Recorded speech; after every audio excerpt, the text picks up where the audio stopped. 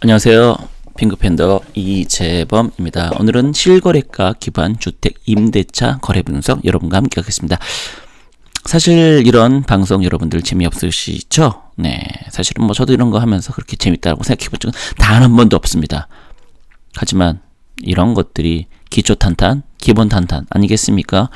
당장에 투자에 도움이 안 될 수 있더라도요.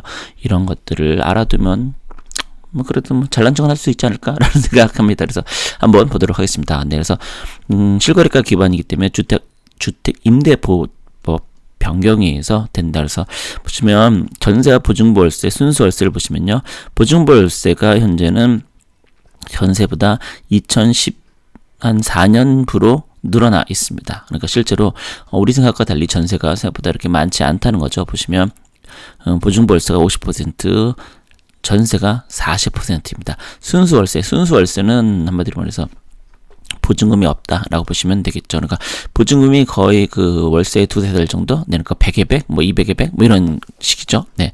주택 임대차 통계 발표 주기가 길어서요.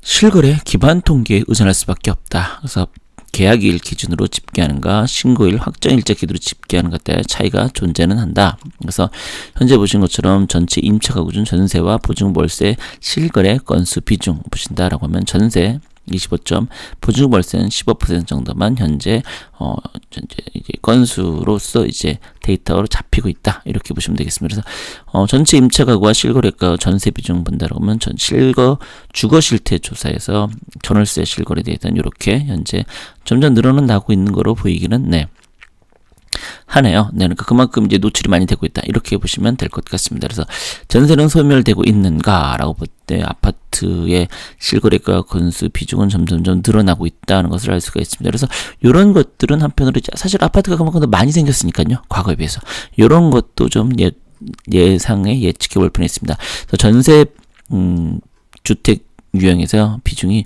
67.2%, 19년 기준이 가장 높고 오피스텔이 나신 50.5%, 가운데 주택 유형에 상관없이 15년까지 전세 비중이 감소하다가 다시 증가하고 있다. 네, 그래서 보신 것처럼 이렇게 증가하고 있다.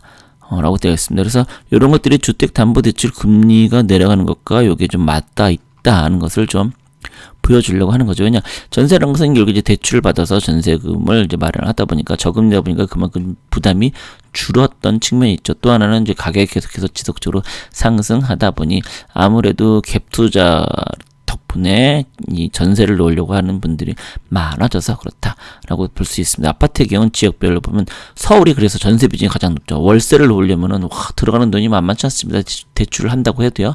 네, 그다음에 전북은 전세 비중이 그래서 가장 낮습니다. 그만큼 가격이 오르지 않는다는 생각들이 있기 때문에 그런 거죠. 그러니까 그렇게 볼 때는 지금 전부로 가는 것도 나쁘지 않다라는 게 제 예상입니다. 그래서 전세 비중 공정법을 이렇게 구분하면요, 11년 대비 15년 전세 비중 감소했고요, 15년 대비 19년 전세 비중이 지역마다 차이가 있다니까 가격이 올라간 데는 당연히 증가했고 가격이 좀 답보하거나 내려간 데는 오히려 하락했다, 이렇게 볼 수 있습니다. 그래서 확실히 광주는 덜 오르다 보니까 오른 증가폭이 좀 적다라고 볼 수 있겠습니다.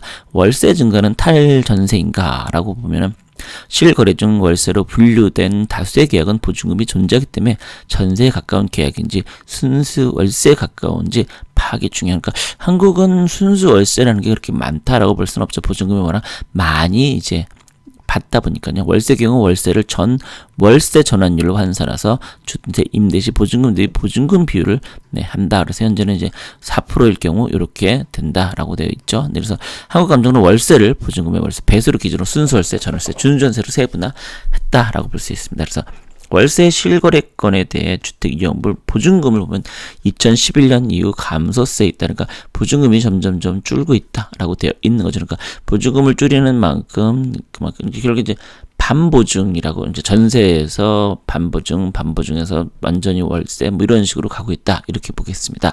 보증과 월세 관계를 통해서 월세 계획을 분석해보면 보증금이 월세 24개월 미만 계약건의 비중이 아파트는 6%, 단독 다가구는 20%, 연립은 12% 수준이다. 그러다 보니까 이제 해외 임대 계약처럼 이제 월세 받는 것에 한 2-4달 정도만 보증금으로 받는 비중이 꽤 늘어나고 있다라고 볼 수 있습니다. 그러다 보니까 현재 임대차법 개정 의무계약기간 24개월 미만으로 설정되어 있다. 근데 지금은 이제 뭐 48개월이나 마찬가지가 좀 되기는 했죠. 네. 그래서 또 내려가면 아파트의 경우 지역별로 보증금이 월세 24개월 미만인 계약건의 비중은 서울이 가장 낮고 제주가 가장 높다라고 되어 있습니다. 네, 그만큼 아무래도 서울은 변동성이 크다 이렇게도 볼 수 있겠죠. 또 제주는 또 그만큼 어지간하면 정착하는데 그렇게 문제가 있지는 않다. 네, 주택 임차인으로서 얘기를 하는 겁니다. 네, 그래서 밑으로 또 내려가면 월세가 가장 진전된 단독 다가구 주택이고 월세 24개월 미만 계약 비중이 제주는 45%, 대전은 18%.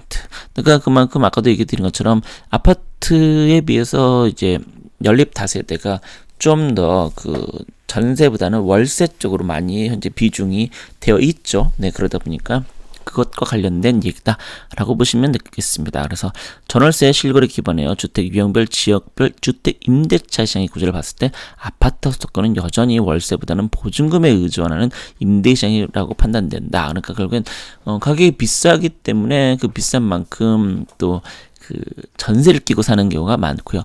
또 하나는 이제 가격 상승에 대한 기대감이 있다 보니까 월세보다는 전세를 놨다 이렇게 볼 수 있겠습니다. 그런데 주택 임대차 구조에 변했던 단기간 통계치 비교도라 장기간 고려해야 된다. 네, 이렇게 되어 있습니다. 그래서 참고로 뭐 보시는 것처럼 현재 전월세 관련돼서는 현재 전세 비중은 보다는 이제 월세, 보증부 월세, 그러니까 말 그대로 순수한 전세, 순수 전세가 좀 소멸되고 있다라고 할 수 있는데 최근 한 1-2-3년 놓고 보면 전세 비중이 올라갔는데 올해 들어와서는 다시 또 전세 비중보다는 이제 그 보증부 월세, 그러니까 말 반전세 이런 것들이 점점 비중이 늘어나고 있습니다.